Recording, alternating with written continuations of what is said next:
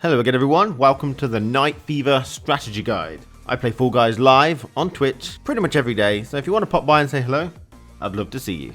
The starting position for this level is pretty important. If you're on the first row, then you've got the cleanest, safest way to get past the first couple of obstacles because you're not with the massive crowd.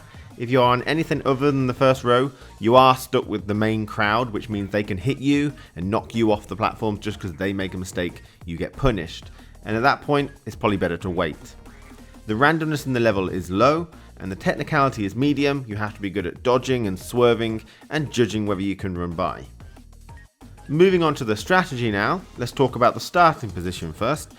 If you're on the front row, then you're pretty safe to just run forward and run past the obstacles. However, if you're not on the front row, then I find it useful to actually wait until the main mob has passed. This is to avoid other people getting hit and knocking you off, so they get hit and you get punished. I do find it's worth waiting to avoid that, or to minimize the risk.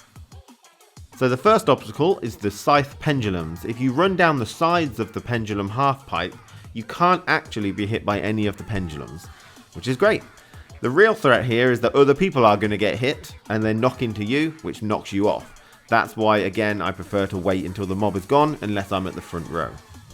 The next obstacle is the rollout challenge. The hardest part of any Night Fever is the rollout style section in the middle. You have a lot of left and right movement here. A lot of people forget about that, so you don't worry about moving and swerving left and right because you've got plenty of movement there. You can also pause for a second as well. If there's an obstacle coming in front and you think it's not going to work, just sit there for a brief second and then run on. The real threat, again, comes from other players. If you're pausing, people might push you forward into an obstacle and knock you off. Or if they're running alongside you, they may get hit and knock you off to the side. So the main point is when you get to this section, try and go to the section which has the least amount of players. And try and avoid being so close to them that if their mistake impacts you. So the next obstacle is the slime descent. You can run down the outside and not get hit. But I recommend running down the middle, the side of the middle, so that if you do get hit, you're not going to get flung off the edge. This gives you the best possibility for the cleanest slide without getting touched. If you don't get touched, then a nice jump dive at the end will give you the most distance, which is nice. Let me go down, dive. I love it, that was funny. So the next obstacle is the thick bonkus. You want to be patient here. You want to choose a side of the half pipe, either the left hand side or the right hand side, and wait for the thick bonkers to arrive. I personally think the left hand side is easier due to the hole patterns. You only actually got to jump over one hole at this point.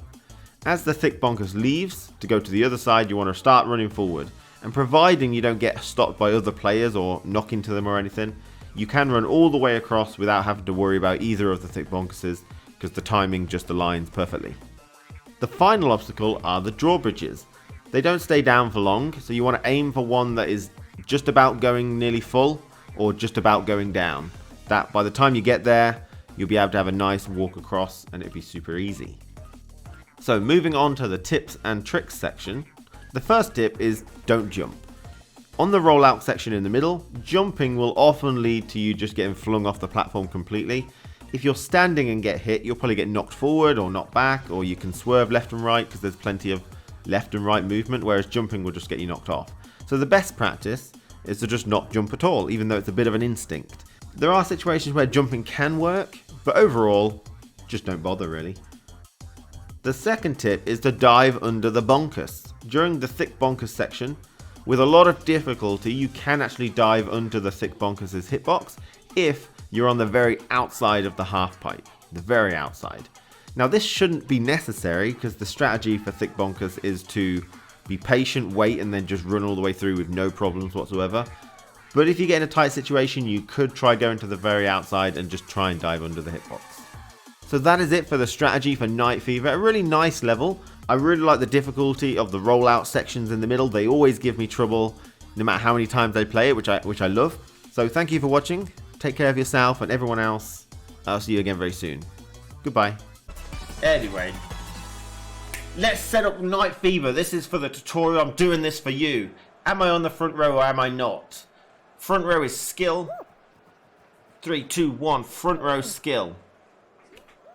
Oops. So basically, if you're on the front row, you can go through it. If you're not, you'll get knocked off if you try and do it. so don't bother. You want to just walk up the sides like this, but you don't want to be with the mob because they'll push you off. Like that. Alright. I guess I was getting a bit too greedy there. I didn't think one person would have a trouble with it, but okay. Is this still going to go on the tutorial? I don't know, maybe. Shows you the problems. Right, hold forward. You've got plenty of left-right movement on this. A lot of people think it's like the homers, like the beans in Slime Climb, where you can't move left and right at all, but it's not. It's more like rollout, where you get plenty of left-right. Not much you can do on this one. Right, I think the left is easier than the right. Just wait here, and then go. And now you can go forever. Right, you want to go for ones. Yeah, I think we can make this. Just do a little jump. Nice. And then what you do is you go blah, like that. Night Fever strategy guide is pretty much complete, right? Is there anything else to say? Just done. Ship it. That's it. Done. Strategy guide complete. Even when I lost, it was strategy. I'm showing you how you can lose, right? By people. Easy strategy guide. There's really not a whole lot more to it. Do I really need to drag it out any longer? That's the question. No. The tournament organizer clarified that if Jump Showdown happens and everyone gets loads of points or loads of crowns, it only counts as one. Okay. Right, so because we're at the front, we can just go here and just walk and not have to worry about anybody. Mainly it's the bodies of other people you have to worry about on that bit, if you're not first. Now you don't want to hold forward all the time here, but with other people behind you, if you stop for a second, they all just beat the crap out of you. So they force you forward, usually. Right, nice. If we're lucky, we can get that quick. Yeah, okay, that's nice.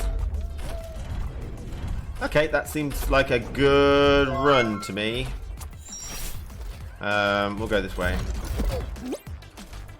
That was a great run. Boy. Easy.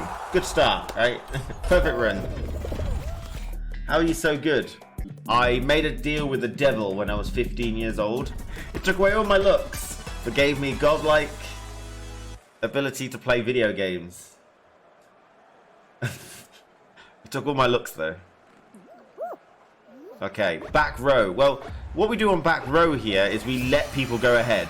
We just wait a little bit, we do a little swerve, because otherwise you're going to get knocked off no matter what, because people are going to get knocked over. Because you can't get touched here by the blades, really, if you're doing it right. But you will get knocked over by people, so... Okay, that's it, just take it, nice. Right, here we go. Nice. Oh yeah. Okay, we'll wait and then we go. And I think just dipping down here is actually better. And what's really good about that is that if you time that right, you don't have to actually stop moving. You just hold forward. You might be a bit slow, but no, I'm fine. Across the finish line, I love it.